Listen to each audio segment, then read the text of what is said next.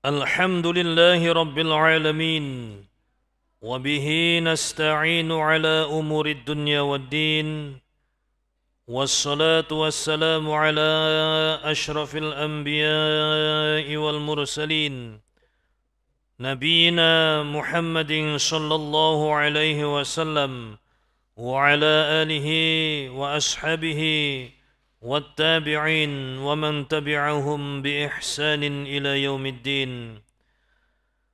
أشهد أن لا إله إلا الله وحده لا شريك له الملك الحق المبين، وأشهد أن سيدنا نبينا محمدا عبده ورسوله صادق الوعد الأمين. أما بعد، فيا أيها الحاضرون اتقوا الله حق تقاته ولا تموتن إلا وأنتم مسلمون.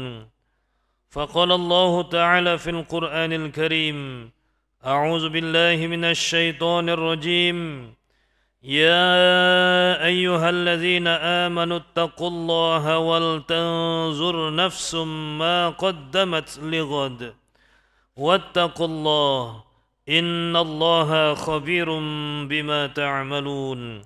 صدق الله العظيم. معاشر المسلمين jamaah Jumat rahimakumullah.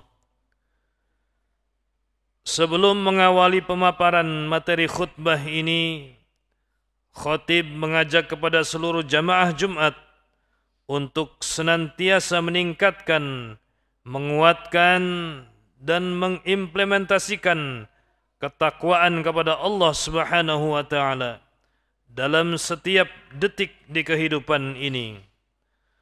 Wasiat takwa ini menjadi kewajiban untuk disampaikan oleh khatib kepada jamaah dan menjadi salah satu rukun khutbah yang jika tidak disampaikan maka tidak sempurnalah khutbah Jumat yang dilakukan dan berdampak pada ketidakabsahannya rangkaian ibadah salat Jumat.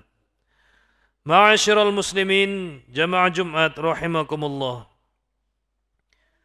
Alhamdulillah, saat ini kita berada dalam fase peralihan masa tahun Hijriah. Bulan Zulhijjah sebagai bulan terakhir berganti dengan Muharram sebagai awal bulan tahun Hijriah. Pergantian tahun ini tidak boleh dimaknai sebagai pergantian waktu seperti biasanya. Momentum ini memiliki makna dan hikmah mendalam yang jika dimaksimalkan akan membuahkan kesuksesan dan keberkahan dalam hidup.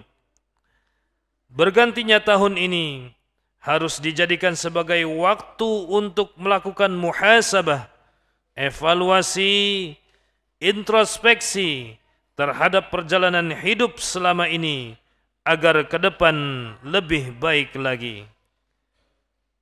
Jangan sampai dengan terus berjalannya waktu kita tidak dapat mengambil ibrah, hikmah dan pengalaman. Dengan merunungkan masa lalu, kita bisa meninggalkan hal-hal yang negatif dan mengambil sisi-sisi positif sebagai bekal menghadapi masa depan. Kita harus optimis bisa melakukan perubahan lebih baik di masa yang akan datang dengan terus melakukan ikhtiar-ikhtiar terbaik. Rasulullah sallallahu alaihi wasallam bersabda sebagaimana disebutkan dalam sebuah riwayat, "Man kana yaumuhu khairan min amsihi fahuwa rabihun, wa man kana yaumuhu mithla amsihi fahuwa maghbun. Wa man kana yaumuhu syarran min amsihi fahuwa mal'un." Yang artinya, siapa saja yang hari ini lebih baik dari hari kemarin, maka ia tergolong orang-orang yang beruntung. Siapa saja yang hari ini sama dengan hari kemarin, maka ia tergolong orang-orang yang merugi. Siapa saja yang hari ini lebih buruk dari hari kemarin, maka ia tergolong orang-orang yang dilaknat atau celaka. Hadis riwayat Al-Hakim. Allah juga sudah mengingatkan dalam Al-Quran surat Al-Hasyr ayat 18. A'udzu billahi minasyaitonir rajim. Ya ayyuhallazina amanu taqullaha wal tanzur nafsum ma qaddamat lighad. Wattaqullaha innallaha khabirum bima ta'malun.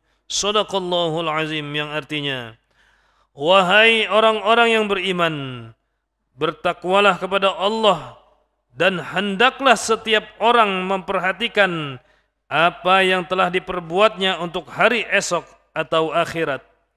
Bertakwalah kepada Allah, sesungguhnya Allah Maha teliti terhadap apa yang kamu kerjakan. Quran surat Al-Hasyr ayat 18. Ma'asyiral muslimin jamaah Jumat rahimakumullah. Selain melakukan muhasabah terhadap apa yang telah dilakukan pada masa lalu, kita juga harus melakukan persiapan untuk menghadapi masa depan di tahun baru ini. Hal ini penting karena sebuah perjalanan pasti membutuhkan bekal yang cukup agar kita bisa sampai ke tujuan dengan baik. Dalam mengarungi kehidupan melalui ikhtiar ini, kita juga harus menyadari bahwa kita tidak tahu apa yang akan terjadi besok. Kita diperintahkan untuk melakukan ikhtiar, dan setelah itu kita diingatkan untuk bertawakal, berserah diri kepada Allah. Dalam surat Luqman ayat 34 disebutkan, A'udzu billahi minasyaitonir rajim. Bismillahirrahmanirrahim.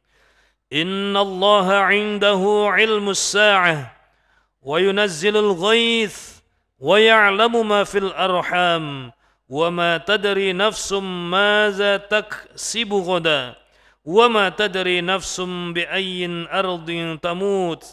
Innallaha 'alimun khabir. Shadaqallahul azim, yang artinya, sesungguhnya Allah memiliki pengetahuan tentang hari kiamat, menurunkan hujan, dan mengetahui apa yang ada dalam rahim. Tidak ada seorang pun yang dapat mengetahui dengan pasti apa yang akan dia kerjakan besok. Begitu pula, tidak ada seorang pun yang dapat mengetahui di bumi mana dia akan mati. Sesungguhnya Allah Maha mengetahui lagi Maha teliti. Ayat ini menunjukkan kekuasaan Allah atas masa depan dan ketidaktahuan kita tentang apa yang akan terjadi esok.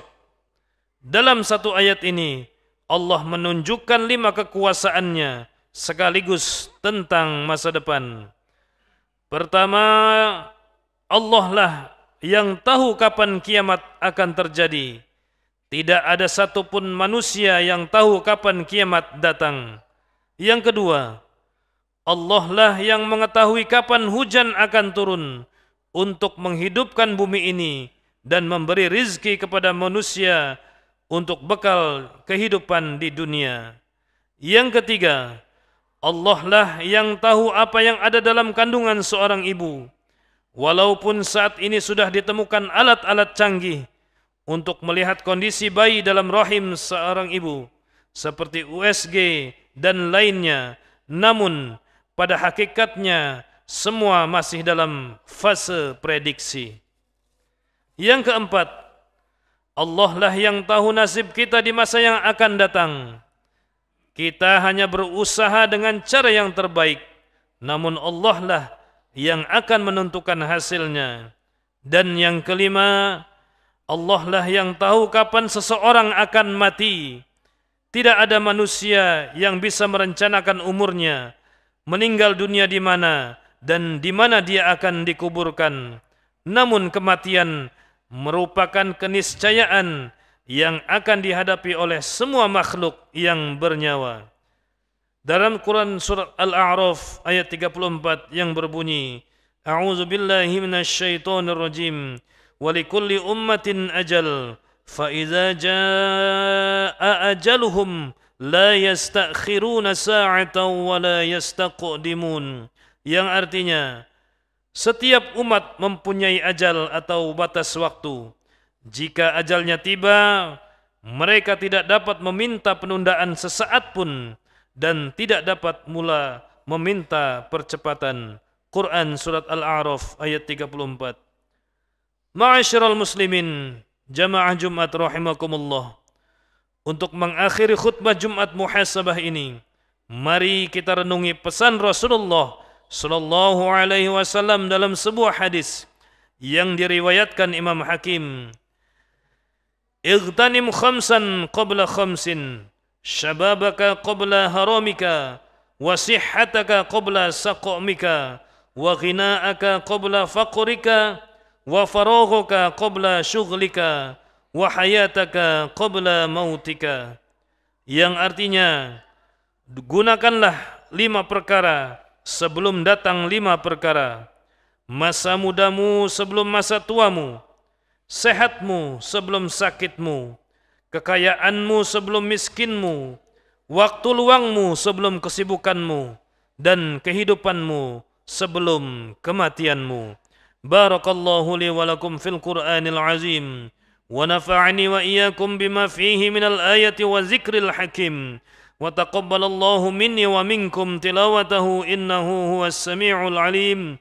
أقول قولي هذا واستغفر الله العظيم لي ولكم ولسائر المسلمين والمسلمات فاستغفروه إنه هو الغفور الرحيم.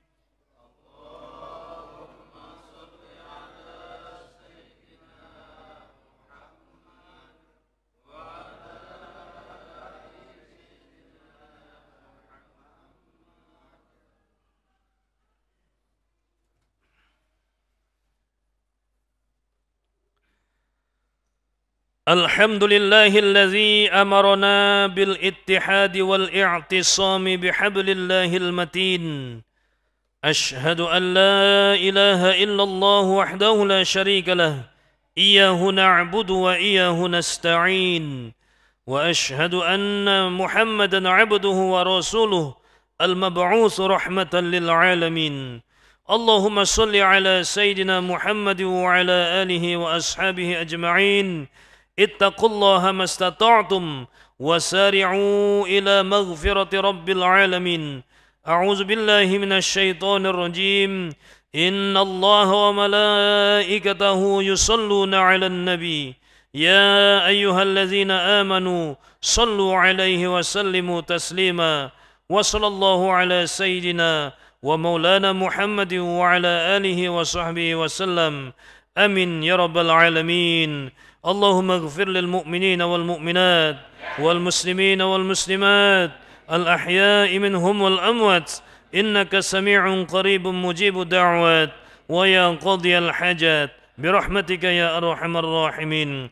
اللهم إنا نسألك السلامة في الدين وعافية في الجسد وزيادة في العلم وبركة في الرزق وتوبة قبل الموت ورحمة عند الموت ومغفرة بعد الموت. اللهم هون علينا في سكرات الموت والنجاة من النار والعفو عند الحساب برحمتك يا أرحم الراحمين.